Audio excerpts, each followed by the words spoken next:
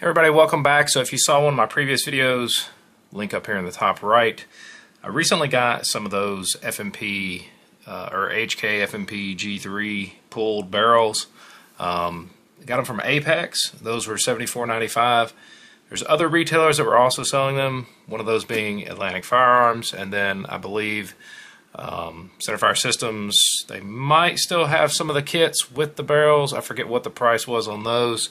But still a pretty decent barrel, especially if you get, or pretty decent buy, especially if you get a good barrel with a kit.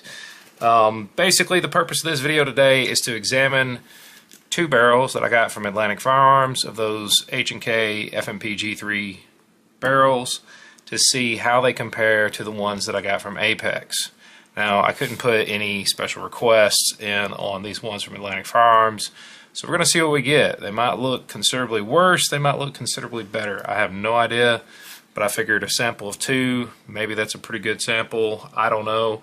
As always, guys, your mileage may vary, but the purpose of this video is just to get an idea of what you might be able to expect if you so choose to get some from Atlantic Firearms as well. So, without further ado, let's dive off into it and let's see how good or bad these barrels end up being. Hoping that they're good, but you never know. Get that packing slip out of the way.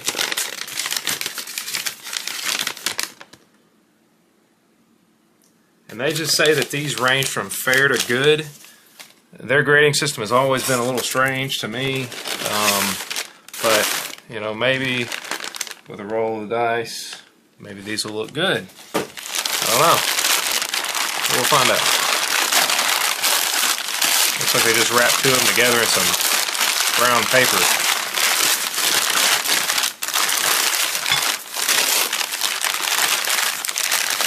I do have them in individual bags. That's interesting. So this one has a pack of desiccant in it. You guys can see that.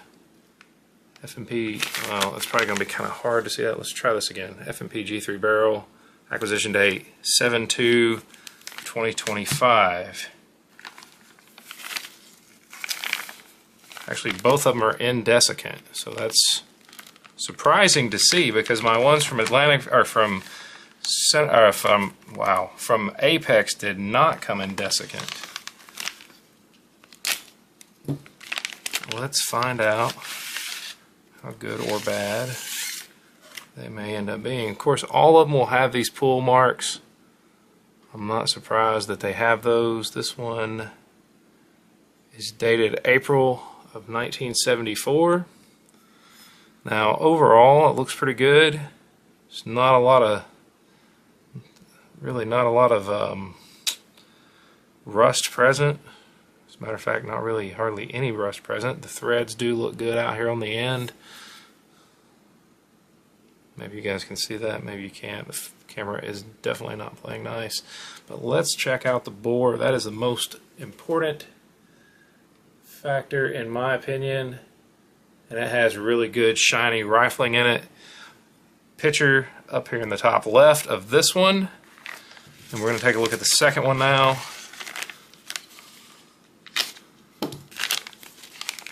Packaged in the same exact manner. This one does have a little few small rust spots on it, likely from long-term storage. This one is dated, appears to be April of 1968. Of course, you do see there is a little bit of galling present, and that's from where they drilled that channel, or drilled that pinhole, and when they pulled it back out, that is what it scraped against. Out here on the end, you can see some of the left behind metal where they had, where a previous YouTuber had pointed out to me, hey, that's where they actually soldered those on. That's why it looks like gunk there. There is a little bit of a smush spot out here on the threads, but I do believe that can be chased, and those will still be just fine. So that'll require just a tiny amount of cleanup. Might even be able to do that with a file if somebody's skilled enough. But this barrel does not look terrible. Let's see how the bore looks on this one. I might not be as lucky on this one.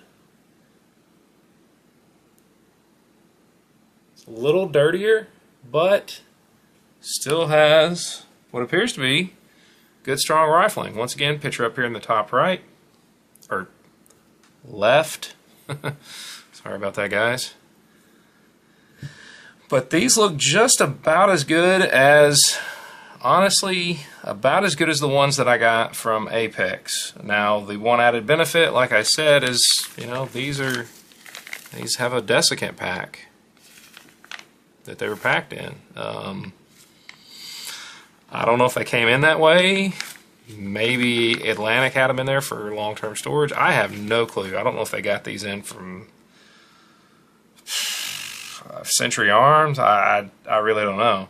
But if you guys are curious, make sure you go back, once again, reference that video where I got the ones in from Apex, and you can compare and contrast to your heart's content and see what you think about them now. Externally, I think the ones I got from Apex are slightly nicer, but in terms of the rifling, I think it looks just as good, quite personally. So that is a very cheap alternative to, honestly, it's a very cheap alternative to, you know, what a brand new barrel would cost you. It's less than half the price in some cases, depending on what you're getting. And like I'm supposing here, and you guys can correct me in the comments if you think I'm wrong on this, being the fact that there are no gas port holes in here, because this is a fluted chamber barrel, I would assume if you press this into your trunnion and it doesn't headspace off of this barrel pin hole that's already there, or if it doesn't, if you check it with your feeler gauges and it's out of spec, I don't see why you couldn't flip this barrel 90 degrees or 180 degrees and drill 2 new pinholes. That's just one person's opinion.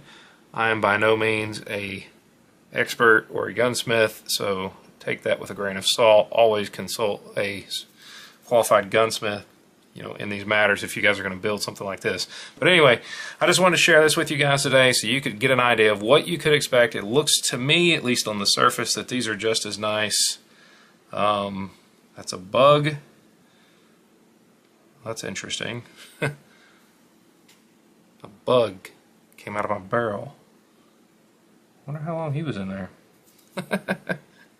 Kind of reminiscent of the ones from Royal Tiger Import, some of the dead bugs on the inside. Anyway, that being said, they look just as good in my opinion. You got that weird soldering stuff going on up here, but you know, I don't think it's going to hurt anything. I think they're perfectly usable. But just wanted to share this with you guys today.